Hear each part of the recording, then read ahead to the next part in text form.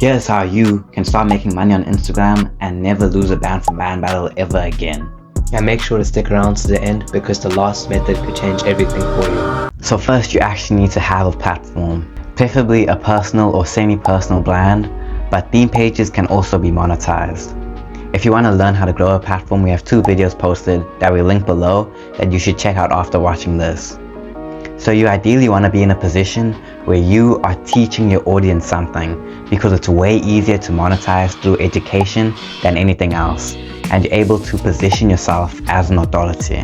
The first way to monetize is simply through paid promotions. You can put a business email in your bio if you're big enough. Companies will contact you to make a deal happen.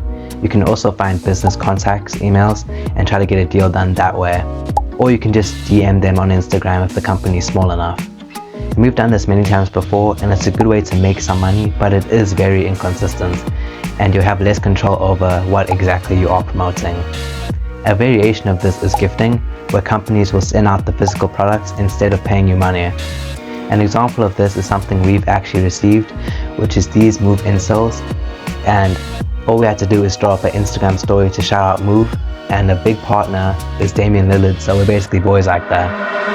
The next way we'll be going over is making a paid school community and having info products like courses or training. This has become very popular in recent times because a lot of creators are getting into this with the platform school. You have Alex Hormozi promoting it like crazy, and creators like Eddie Cumberbatch saying it's the opportunity of a lifetime. But is it actually worth your time? We definitely think it is. However, there is some context you need to be aware of before you get into it. So here are the pros and cons. So firstly, there's no cost per sale because all digital profit margins are very good. Also, it's most likely going to be a monthly payment, so having recurring revenue like that is very appealing. Also, if you're providing good value, it can build a very good community within your broader audience, which you can upsell to higher ticket offers like one-on-one coaching, which can be very lucrative. So now the cons. Firstly, you need a very large or very specific or engaged audience, because if your audience is too small or not specific enough, you'll simply not convert enough people to your community, just because there's not enough volume there. Next, you actually have to commit a lot of time to this. This is essentially a whole nother business on top of creating content. You need to create a good course and host some type of weekly call and support to members, or else people will not stay in the community because they have no incentive to. A good example of this is Isaiah Rivera and his community.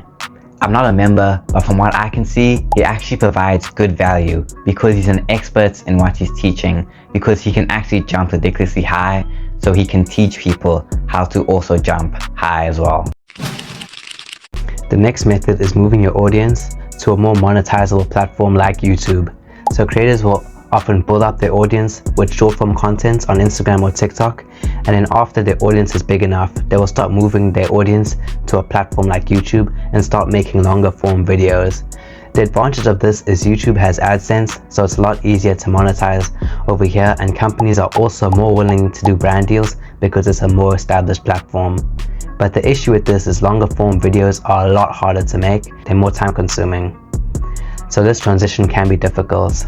An example of creators who actually pulled this off is the Paul brothers, who started back on Vine, and they have made millions by taking their audience over to YouTube with their vlogs, and they have built legit brands that are now recognized worldwide.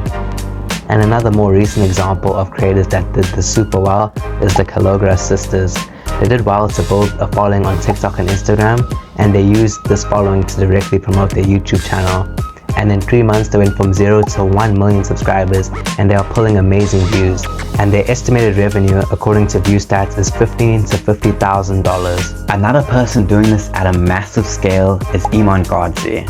While you probably shouldn't buy his fraudulent SMA course, and there's been a bunch of YouTube videos exposing him, you can look at what he's doing with social media and take notes. When it comes to short form, we get, this year we'll probably finish up around 3 billion views on short form. And we have, I think that department is 20 people. Mm-hmm. So we have 20 full-time people who just put out short form clips. By having all this content around him, this generated millions upon millions of views had all funneled towards his YouTube channel, which is ultimately what made him so successful and gain millions of subscribers. Before you go, the one thing that you need to know or else you will not make a single cent on social media is